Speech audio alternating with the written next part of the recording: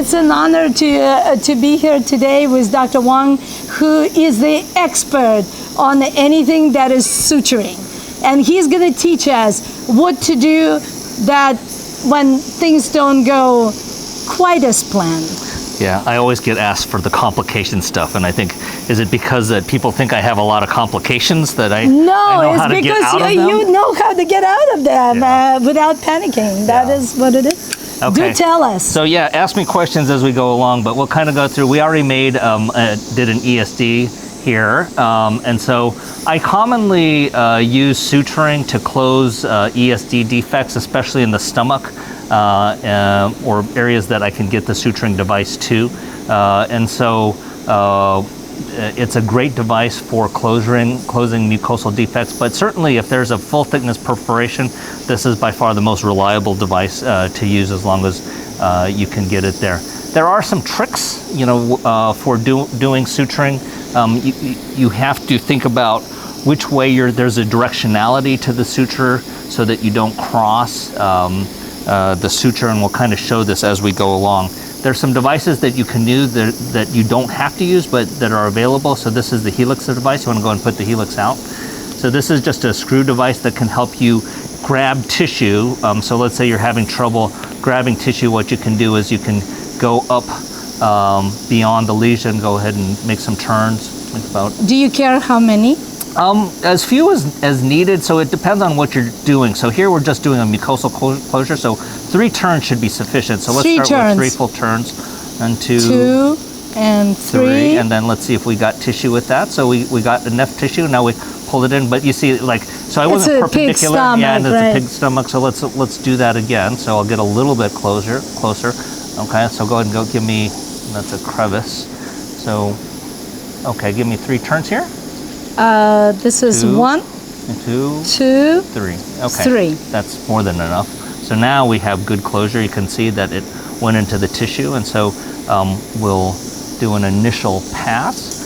So you were talking about directionality. What do you mean by that? So with you can either go left to right, right to left. There's benefits there's pros and cons to each direction. But so here's my first pass. Now go ahead and unscrew. So you want to make sure you unscrew before you kind of pull away.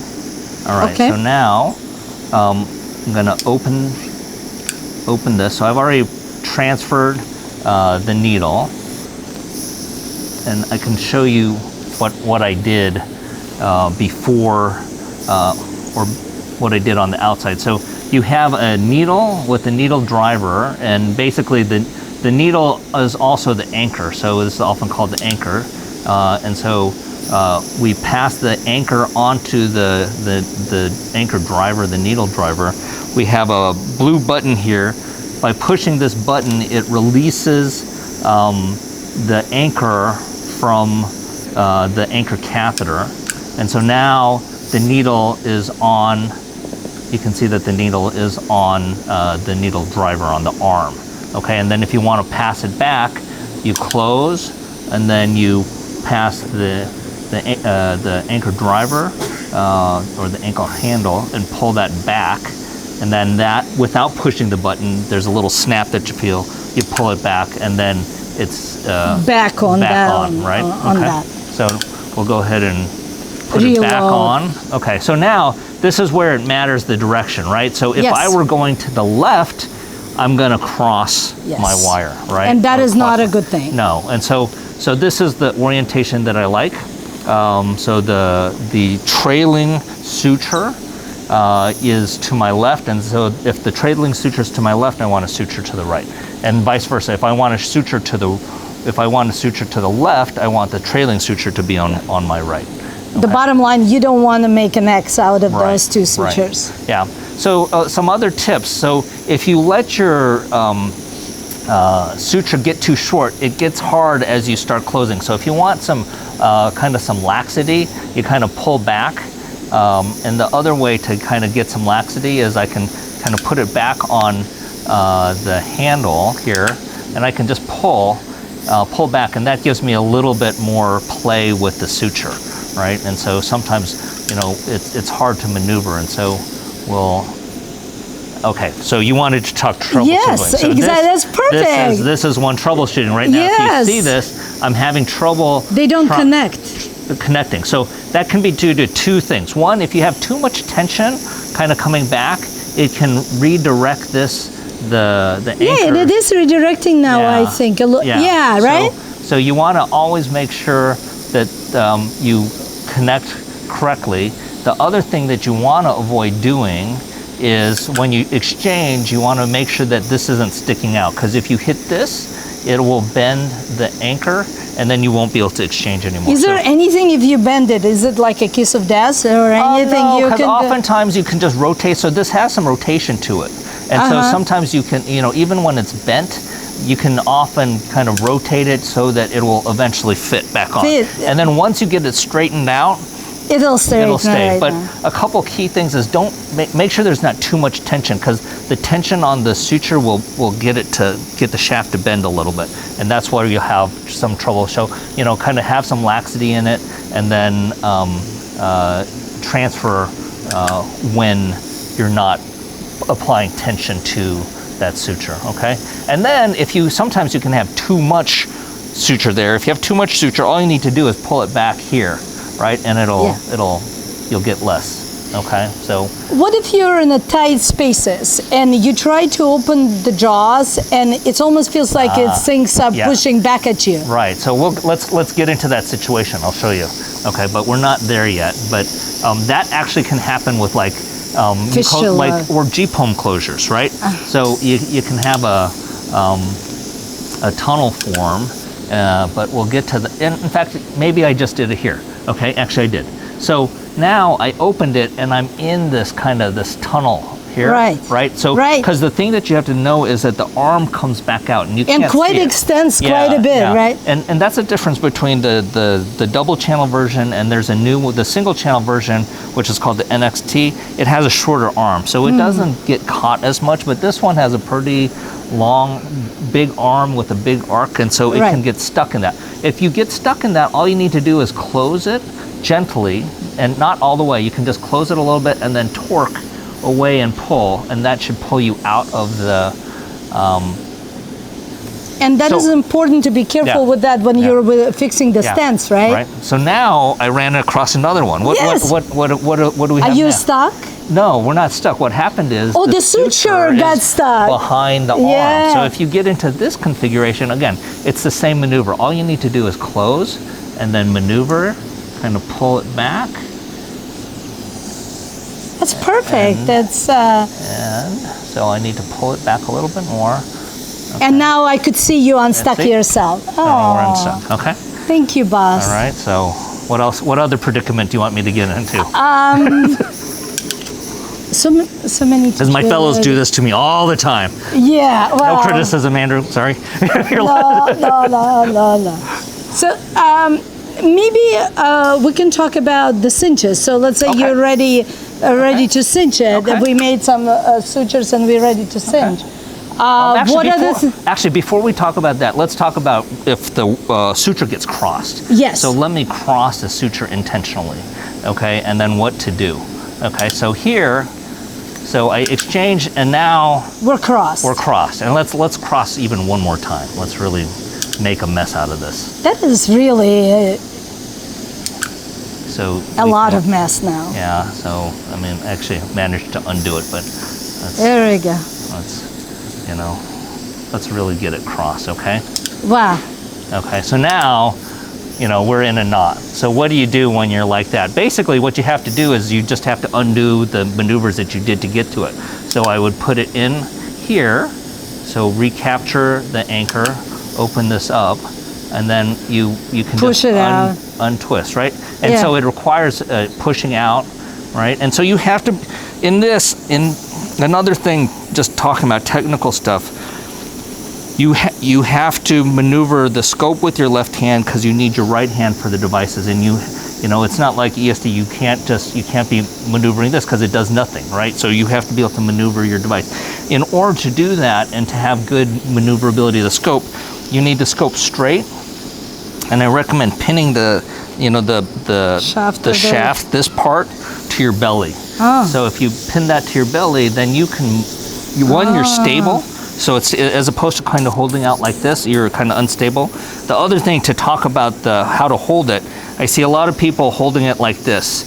So if you're going to do interventional stuff, you can't hold it like this. And I know that there's a teaching that you know, people with smaller hands should hold it like this because you can get around more, but that's actually not true. So I don't have big hands. I'm an Asian guy, short Asian guy, right? We've got the same size, okay? So you want what's called a medial cord, not a lateral cord. This is a lateral cord. You want a medial cord hold, right?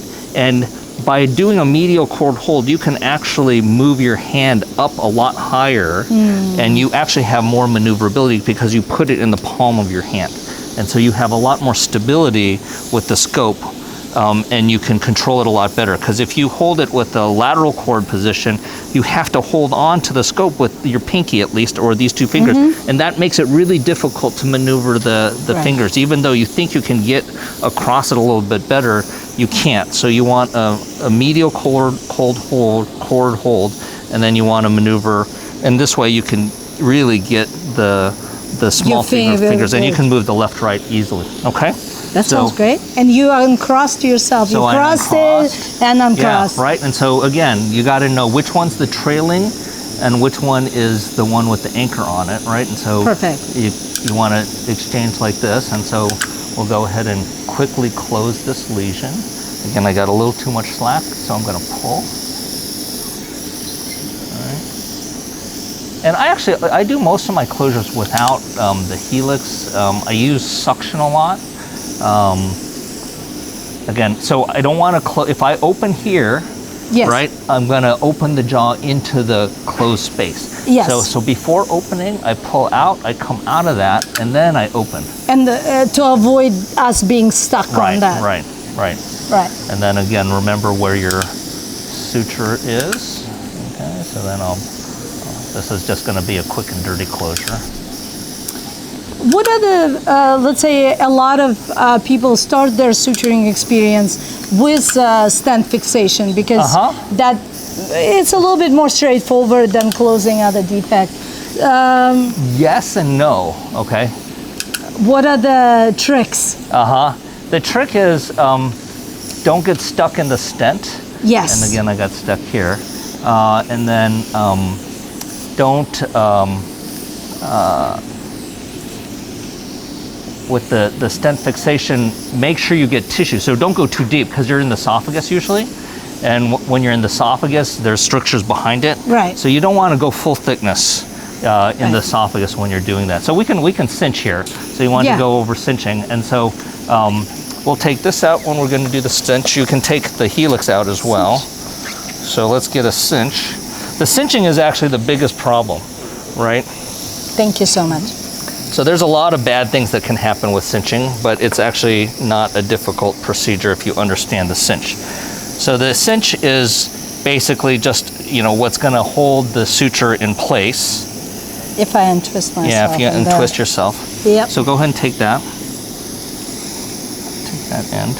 So the key is to put it through. This is, if you sew, this is a needle threader. Yes. Right? It's a pre-threaded needle threader. And all you're doing is you're bringing the suture through. Now, if you don't do it carefully, you did it really well, but you can break that because it's very fragile. So you just want to make sure you don't break that. And I know you taught me before never to throw it away and keep it. Keep it. Hold on to it, right? Yeah, so I keep it. But if you do break it, you can do one of two things. Get another cinch, you know, and start over, or you can actually thread the needle through the hole right there.